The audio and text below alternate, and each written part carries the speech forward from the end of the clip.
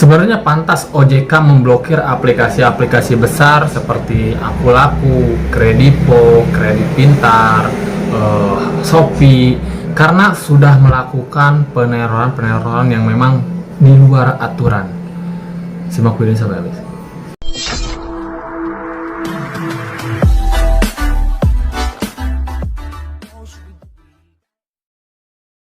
Halo, assalamualaikum warahmatullahi wabarakatuh. Kembali lagi bersama saya di sini. Apa kabar kalian semua? Semoga dalam keadaan sehat walafiat dan selalu dimudahkan rezekinya. Di video kali ini saya akan sedikit membahas tentang teroran aplikasi pinjaman online besar yang berlisensi, ibaratnya masuk BE checking juga. Karena peneroran ini sudah di luar aturan sekali, bahkan ancaman-ancamannya itu seperti pinjol ilegal. Di sini saya akan selalu membersamai kalian, terus menguatkan mental kalian dalam masalah-masalah perpinjolan ini. Konsultasi juga silahkan, saya akan terima. Tapi dukung juga channel ini ya, supaya bisa berkembang lagi dengan cara klik link subscribe yang ada di bawah.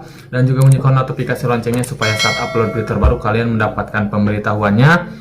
Dan jika ingin konsultasi, kalian bisa langsung kunjungi TikTok saya. Di situ saya buka jasa konsultasi gratis, jadi kita bisa langsung konsultasi. Oke, kita lanjut membahas topik kali ini. Ya, di sini seiring banyak sekali nasabah yang gagal bayar di pinjaman online, tidak sedikit mereka itu mendapatkan teroran, ancaman, bahkan dari pinjol-pinjol legal besar, bukan hanya dari aplikasi ilegal. Kalau aplikasi ilegal sudah pasti, tapi dari pinjol-pinjol legal inilah teroran yang memang membuat nasabah itu down, membuat nasabah itu ketakutan. Di sini kalian harus pahami, segala bentuk teroran apapun intinya kembali ke diri kita sendiri. Jadi kalian tinggal kuatkan mental kalian. Walaupun ya sebenarnya pantas juga memang OJK memblokir aplikasi-aplikasi besar, karena semacam aplikasi-aplikasi legal besar OJK, Kredit Pintar, Akulaku, Kredipo, Shopee, itu juga termasuk aplikasi-aplikasi yang memang melakukan teroran yang memang kadang di luar aturan. Sebenarnya ini kesalahannya adalah dari jasa-jasa penagihnya. Yang harus diperbarui adalah jasa-jasa penagih ini sendiri. Kadang sudah tahulah kita itu memang gagal bayar di aplikasi besar seperti Akulaku, Kredit Pintar, Shopee. Tapi terornya ya, mereka itu melakukan teror dengan kata-kata kasar, kata-kata binatang dikeluarkan semuanya. Walaupun mereka tidak bilang aplikasinya aplikasi mana, tapi ini sudah jelas juga kan menggambarkan bahwa memang si nasabah ini gagal bayarnya di aplikasi legal besar. Gak mungkin kalau memang ada teroran dari aplikasi biarnya ilegal gitu dengan kata-kata seperti itu. Ini kan gagal bayar di aplikasi besar. Nah, biasanya memang DC ataupun debt collection ini melakukan penagihan teroran itu adalah memang mereka ibaratnya ilegal ya. DC-nya ilegal, jadi mereka tidak punya lisensi. Kadang DC ini dibayar untuk melakukan teror aja, menakut-nakuti nasabah. Saya juga ada salah satu bocoran dari DC Akulaku sendiri, lakukan aja teror supaya mereka mau bayar. Seperti itu, jelas dari kata DC Akulaku. Ya, karena memang tujuan pertama adalah ke nasabah itu untuk diteror. Tujuan utama diteror terlebih dahulu, supaya setelah diteror mungkin ya ketakutan, nanti mereka akan bayar. Seperti itu ya kemungkinannya. Jadi untuk teman-teman jika sudah mengetahui hal ini semua, jadi kalian jangan takut sama sekali. Karena memang teroran seperti itu sebenarnya sudah melanggar aturan, melanggar hukum juga. Jadi kalian harus berani. Kalau kalian takut duluan, maka pihak-pihak yang melakukan teror itu akan semakin merajalela ya. Jadi kalian jangan takut. Kalian harus berani lawan bahwa memang itu tidak sesuai aturan. Kita nggak bayar pinjol, hukumnya sudah jelas perdata. Walaupun aplikasinya besar, berlisensi, tetap hukumnya perdata. Walaupun dalam proses gagal bayar itu sendiri ada yang namanya DC, ibaratnya melakukan penagihan datang ke rumah. Tapi itu ada aturan-aturan mainnya. Jadi nggak sembarangan gitu, atau bisa tagih paksa ataupun penyitaan barang itu nggak bisa. Yang namanya pinjol itu nggak bisa seperti itu. Jadi kalau kalian masih bertanya mengirimkan perihal foto bang, ini teroran seperti ini gimana bang menurut bang teror ini seperti apa, saya bosen dengarnya seperti itu, karena itu adalah ancaman ataupun teroran yang memang sudah basi, ibaratnya seperti itu. Pastinya saya membalas chat ataupun konsultasi kalian itu seadanya. Kenapa? Karena memang sudah basi.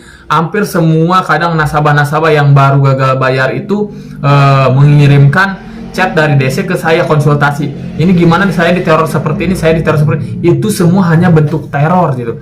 Kalian tinggal ubah pola pikir kalian, hilangkan rasa takut itu. Karena memang tujuan utama adalah teror. Walaupun ya aplikasi-aplikasi besar seperti Akulaku, Kredipo, Shopee, Kredit Pintar itu juga melakukan teror yang sama dengan kata-kata kasar, binatang, semua dikeluarkan, bahkan ancam untuk sebar data dan lain sebagainya. Itu memang semua terjadi.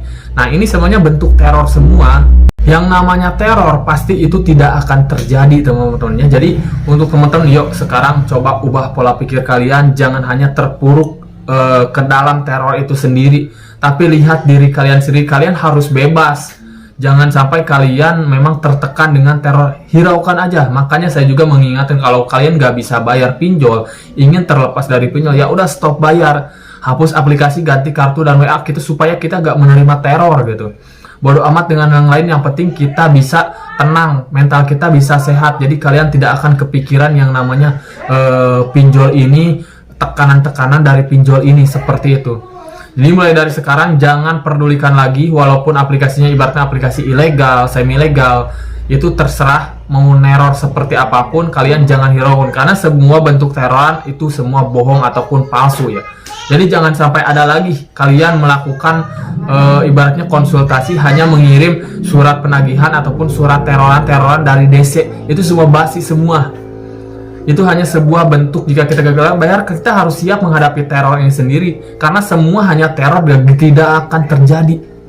Inilah yang saya tekankan untuk kalian ya. Walaupun ya aplikasi legal juga pantas untuk diubah sebenarnya untuk jasa-jasa penagihnya, termasuk aplikasi-aplikasi besar diblokir gitu.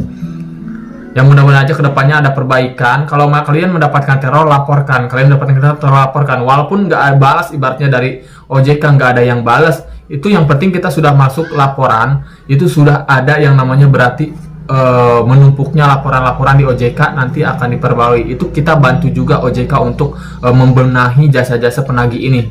Bukan malah takut ya, bukan malah takut, tapi harus berani melaporkan juga supaya jasa-jasa penagihnya diperbaiki. Nah, itu sedikit informasinya, mudah-mudahan bermanfaat dan menaikkan mental kalian. Saya di sini akan terus membersamai kalian untuk kalian yang memang terjerat di aplikasi pinjaman online. Jadi yang mau konsultasi langsung aja ke TikTok saya juga. Di situ saya live juga setiap hari berbagi informasi seputar aplikasi pinjaman online ini ya. Jadi silakan langsung saja konsultasi ke TikTok saya dan bantu channel ini juga supaya bisa berkembang ya, karena sekarang ini di YouTube ini memang sedang down, menurun untuk view-viewnya juga. Jadi bantu channel ini untuk berkembang dengan cara klik subscribe ya, dan juga like, komen itu juga diperlukan teman-teman ya. Oke, terima kasih banyak yang sudah menyimak sampai habis. Saya pamit. Assalamualaikum warahmatullahi wabarakatuh.